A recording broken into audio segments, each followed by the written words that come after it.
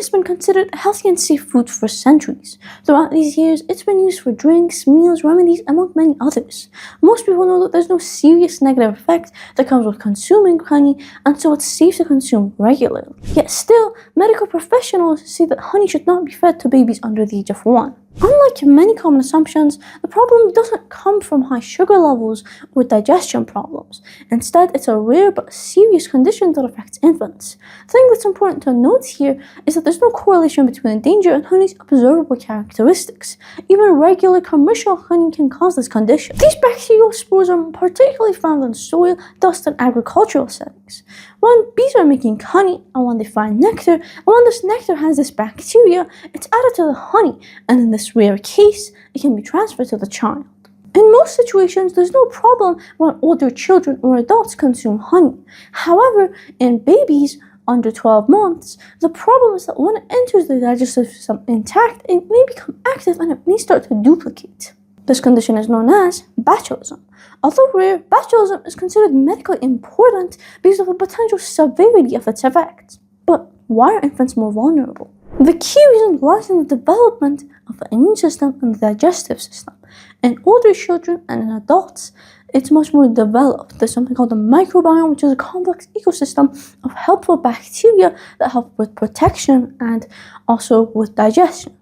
This mature environment adds competition, making it harder for harmful organisms to establish themselves in the gut. It also helps maintain gut stability and immune system activity. However, in infants, this system is still developing. Their microbiome is not fully established, their immune responses are much less mature, and this means that bacterial spores can grow in their intestines, and this can be very dangerous. When conditions become favorable, for example inside the intestinal environment of an infant, they may start to germinate and become active, and then they'll produce a neurotoxin.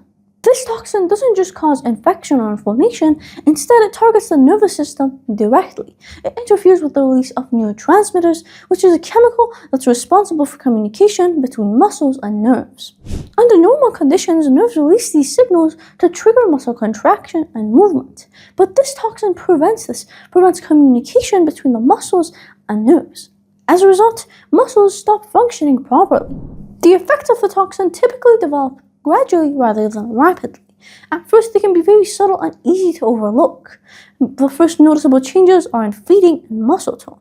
And after that, as time passes, the symptoms are going to become more widespread and the whole body may start feeling weaker. Early symptoms include reduced feeding ability, decreased activity levels, constipation, a weak cry, and reduced muscle tone. These symptoms are non-specific, meaning they can overlap with other diseases. As neurological effects continue, muscle weakness becomes more pronounced. Babies may have a difficult time swallowing or sucking, and they may also have problems moving their legs and hands.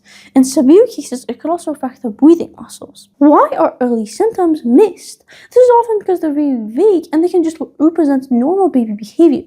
Increased sleepiness, for example, can come from a mild infection or just normal baby behavior. Parents can often miss this because of how vague it is. If the condition progresses without treatment, it can spread throughout the body. It often follows a descending pattern, meaning it will go from the head to the legs. And if this is left untreated, it can potentially damage the respiratory muscles, causing breathing problems. When breathing muscles are weakened, the infants require urgent medical attention, otherwise their breathing could stop. This is why, despite its rarity, it's treated like a medical emergency. A common misconception is that cooking or heating the honey removes all of its risks. However, this spore is very resistant to heat, meaning that even when it's heated to very high temperatures, the spores won't die.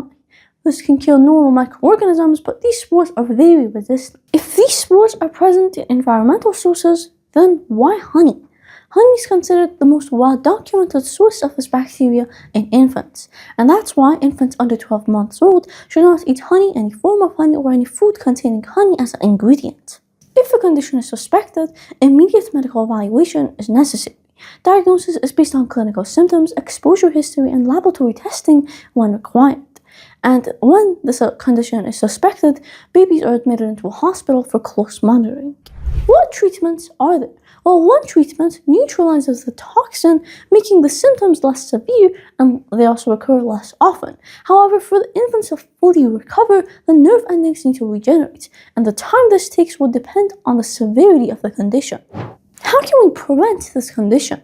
Unlike many diseases that require complex intervention strategies, here prevention is straightforward. Avoiding honey during the first year of life practically eliminates the risk of getting this condition.